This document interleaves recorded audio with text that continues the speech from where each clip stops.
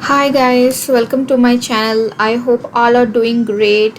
So subscribe for more videos guys. So today actually we are going to discuss a topic called a foreign key relation. I think before we have like previous video we have created with field fixed relation. If you have not checked that video, please check it or I'll just add at the end of this video.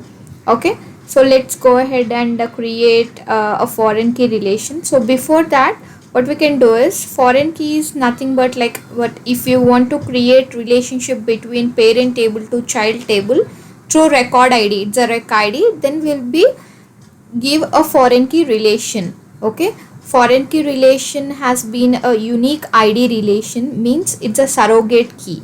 I'll just tell you like where we will be able to see the surrogate key in our table properties. Okay, so primary key or surrogate key, it's based upon the selection.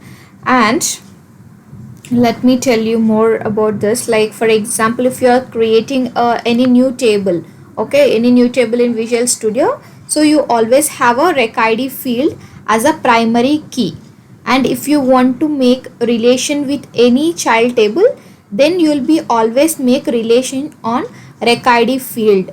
Okay, and move it to as a foreign key in child table. As you can see, there is a surrogate key in a primary index, right, in the properties, as you are able to see. So that is actually a rec id. Surrogate key is something called as a rec id. You will be able to see in a table properties. So I mean, from where we will be getting rec id is whenever you are creating a table, the default field will be created. Like there are few default fields that will be created, like data, area id, partition. So like that you will be able to create, I mean, whenever you are trying to create a table, rec id also will be created automatically. Okay, and it is unique. So that is called as, actually this surrogate key is so called a rec id. Okay, and so today what we'll do is we will just check, and I mean we will create what we can create. We'll create a foreign key now. So let's like right click on new, and we have a relation and foreign key relation. Okay, as we have discussed earlier that we are going to create relation, and as you can see, normal field fixed, related field fixed, right? So but today we are not going to create that relation, because as we have already created one field fixed relation, right? So today we'll create a foreign key relation. And let's go to the properties. You'll be able to see related table. Okay, as the relation is we are going to create in a child table, we have to give a related table. Okay, before that I'm just giving it a proper name. And related table is a table that you wanted to give a relation between this particular table and that particular table, means child table and also parent table. Okay, so first we'll just give a related table first, and later we'll go ahead and create a relation. Okay, so let's search for the table, whatever that we, I mean, going to create it. And now what we have to do is we have to go ahead again, right click on it. After right clicking on it, what you have to do is new. You'll be able to see related and related field fixed. So now as today I'm just clicking on normal, I mean I'm just going for a normal one. So related field fixed is something that you have to specify an enum. Okay, however, means what we have done in a field fixed the same way. Okay, so that's the reason I'm taking it as a normal today. So we have to give the field. Okay, first we have to give the field here.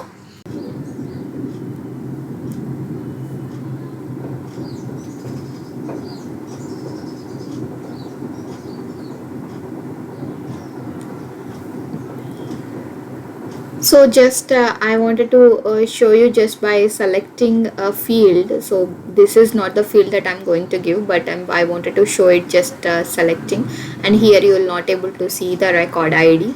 So again I wanted to go back to the field. I wanted to give it to the rec ID.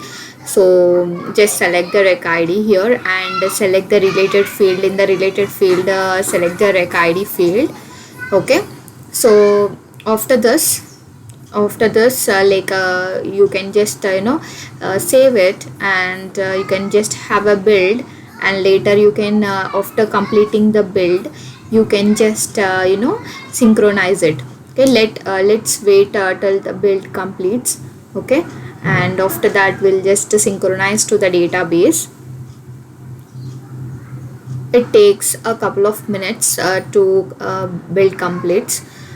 Okay, so now we can right click on project, and you can synchronize to the database. Okay, synchronization is like being started.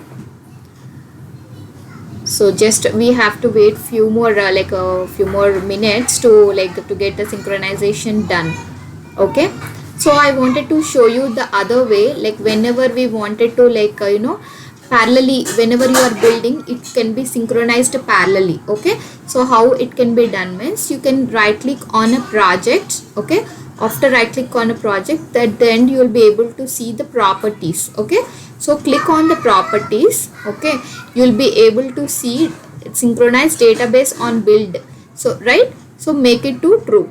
So if you make it to true, what will happen means whenever you are building it directly, it will parallelly synchronize to the database. Okay, this is the use, and there you will able to see the company, right? So company means, for example, if you want to work, if you want to create this particular table for particular company, for example say USMF. Okay, so what you can do is you can directly just apply it and clicking on OK, so that this table is only created for this particular company called USMF. Okay, so as of now I don't wanted to give anything, because by default it will take the dat company. So I don't wanted to give any specify any company now, as this is for only a demonstration purpose, right? So just I am keeping it as usual. That's it about this. And synchronization also completed. So actually you have to, after giving a foreign key relation, you have to synchronize in this way, and this is the way that you can create a foreign key relation. Okay, thank you so much guys. Bye bye.